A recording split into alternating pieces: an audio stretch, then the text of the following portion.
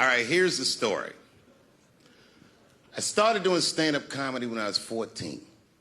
I'll never forget the first time I was on stage. The guy that introduced me was a guy named J.T. Newton. I'm 47. I can close my eyes and remember the introduction like it was yesterday. It went like this. Ladies and gentlemen, this next young man coming to the stage is starting his comedy career tonight. Who knows? We may be witnessing the birth of a star. Please welcome David Chappelle.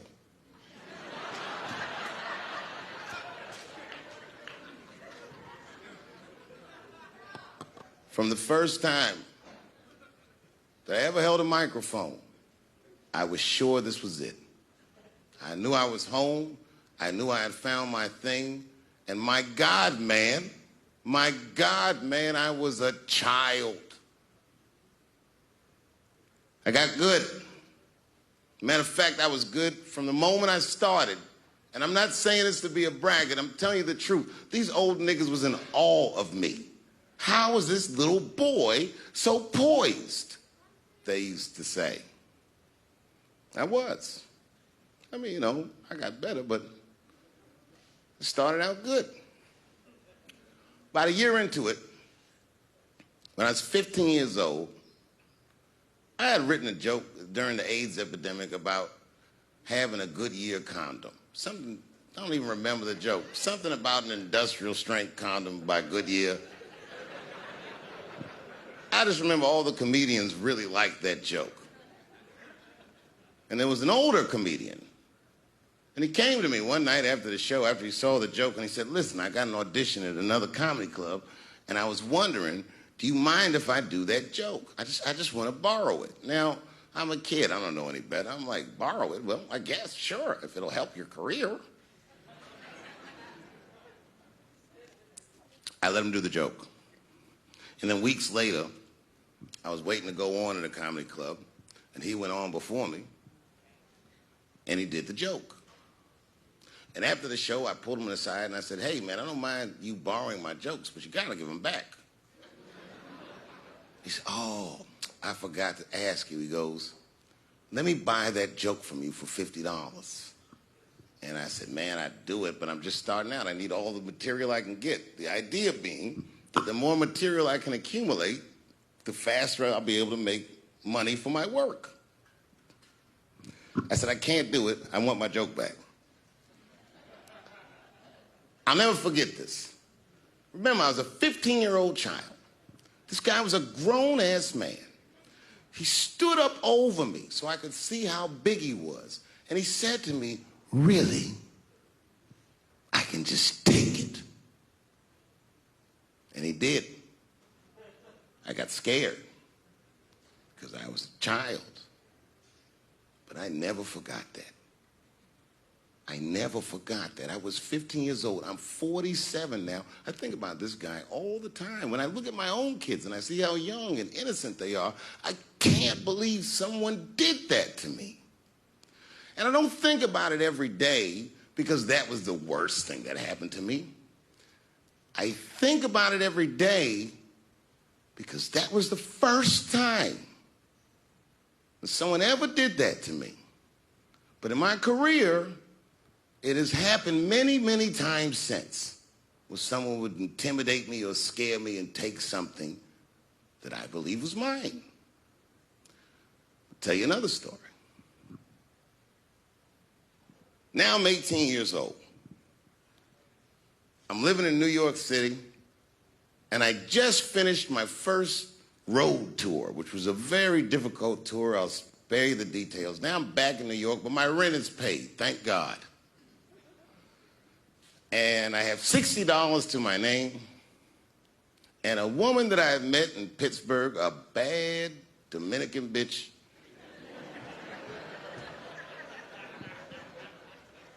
was coming to New York. She was going to spend the weekend with me. I couldn't wait for her to get there. She was coming that evening. But remember, I only had $60 for a whole weekend to entertain a bad bitch. Now I'm walking through Greenwich Village, and I see something I've never seen before. Three-card Monte. You know what that is?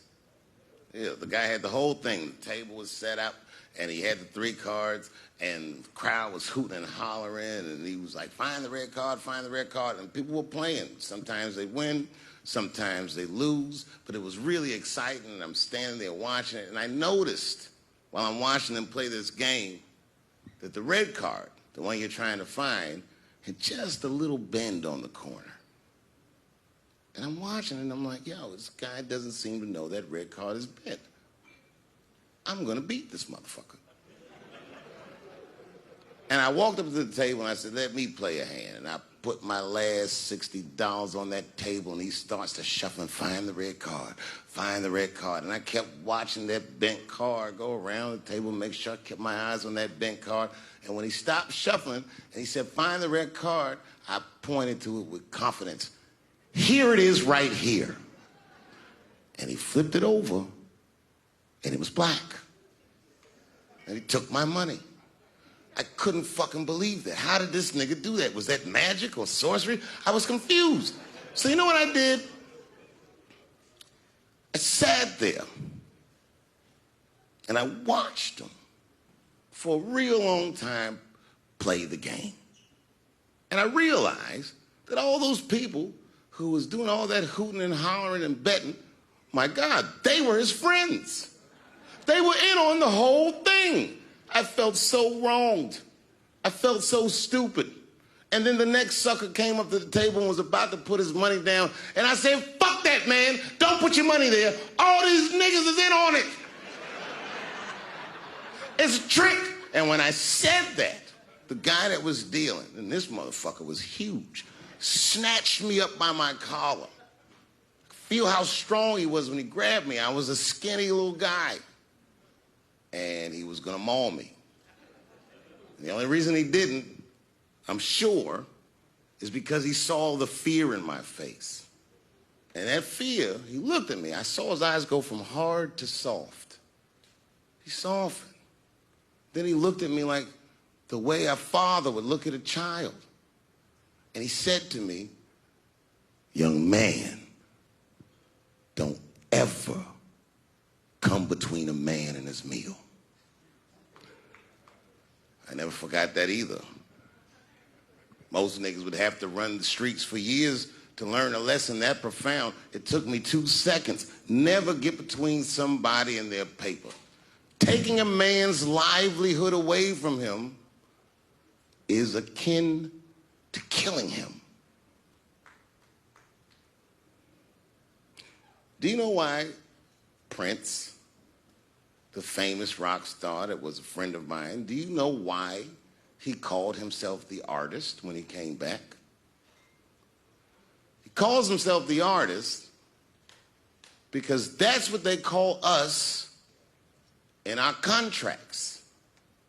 Oh, these contracts are crazy. You should hear the terminology they say in these contracts. To use your name and likeness in perpetuity throughout the universe. Who the fuck could possibly know what that means? Nobody does.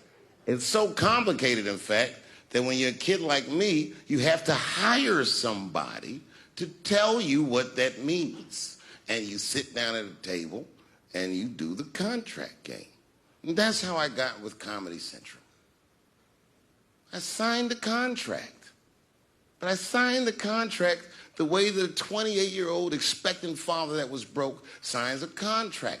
I was desperate. I needed a way out. And it wasn't good money and it wasn't good circumstances. But what else am I going to do, I said. And all these white people sitting at that table told me, trust us, Dave, it's a good contract. And I looked around the table and they all seemed to agree it was a good contract. But what if it was like that game of three-card Monte?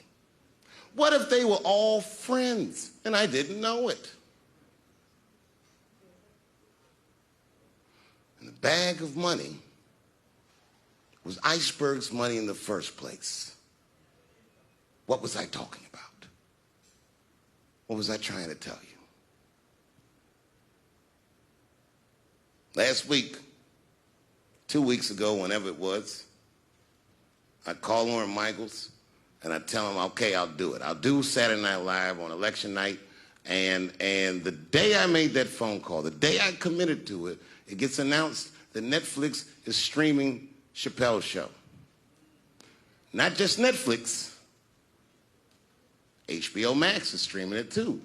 Let me tell you another story about HBO. No, hear me out. Did you know, before Chappelle's show was at Comedy Central, I pitched that show to HBO. I told them what I wanted to do. Now, these are executives. All they have to do is say, yeah, we'll take it, or no, thank you, we won't. But they didn't say either of those things. They went too far. They said, literally, what do we need you for? That's what they told me, as they kicked me out of the office. What do we need you for? And here we are, all these years later, and they're streaming the very show that I was pitching to them. So I'm asking them, what do you need me for?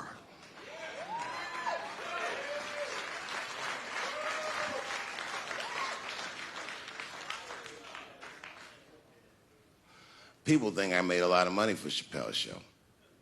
When I left that show, I never got paid. They didn't have to pay me because I signed the contract. But is that right? I found out that these people were streaming my work, and they never had to ask me, or they never had to tell me. Perfectly legal because I signed the contract. But is that right? I didn't think so either. That's why I like working for Netflix. I like working for Netflix because when all those bad things happened to me, that company didn't even exist.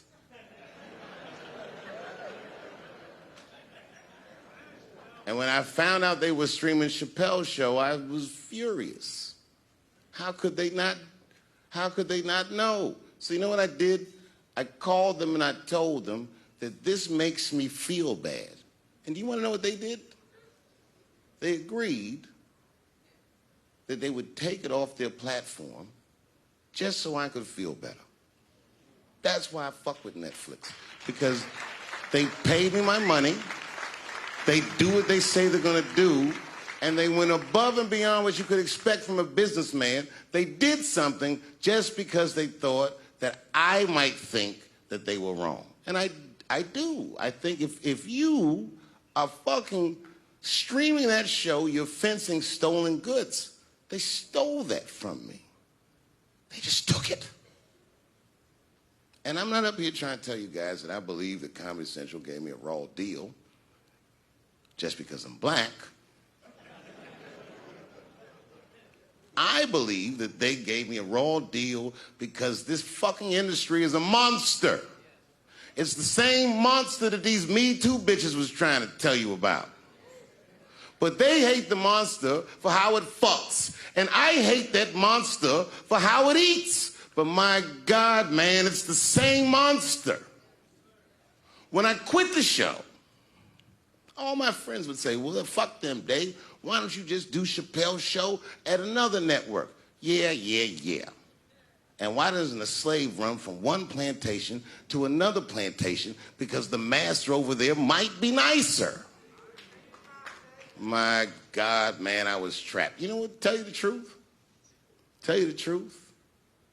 I've even thought about coming back and doing another Chappelle show. Well, but if I do, I can't call it Chappelle's show because my name and likeness is being used by them in perpetuity throughout the universe. It's in the contract.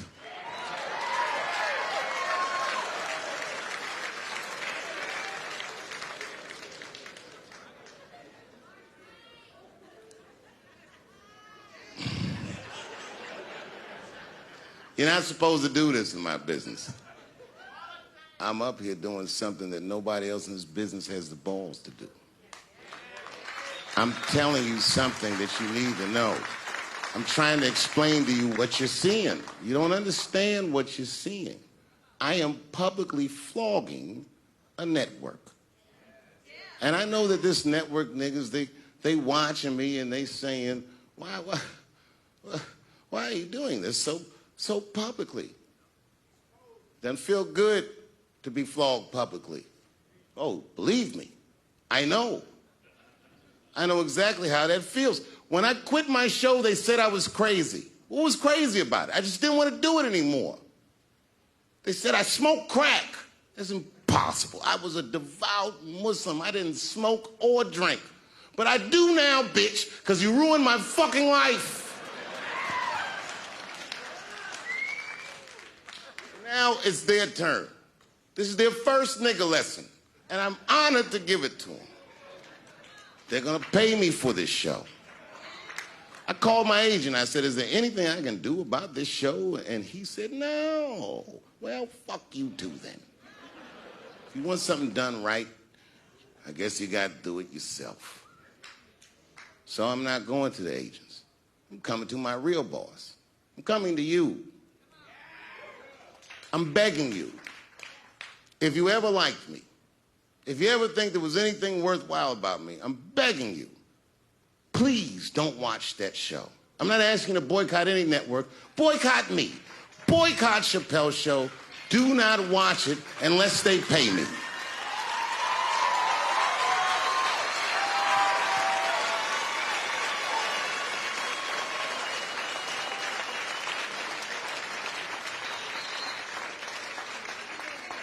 If you're a shareholder at Viacom, then I'm talking to you. Because all that shit that they do to us, well, they do everything for their shareholders. That's what they told me. So if you're a shareholder in that company, tell them it's wrong. And if you don't believe that it's wrong, then fuck you too. You should know what's in the hot dogs you eat.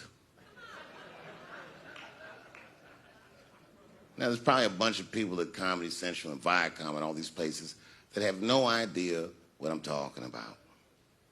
They've all either quit or been fired or got Me Too'd or something. Them niggas is gone. And there's a whole bunch of new young people there, and they're probably looking like, what is he talking about? They may not actually know what the fuck happened to me. So I'll tell you what I'm talking about.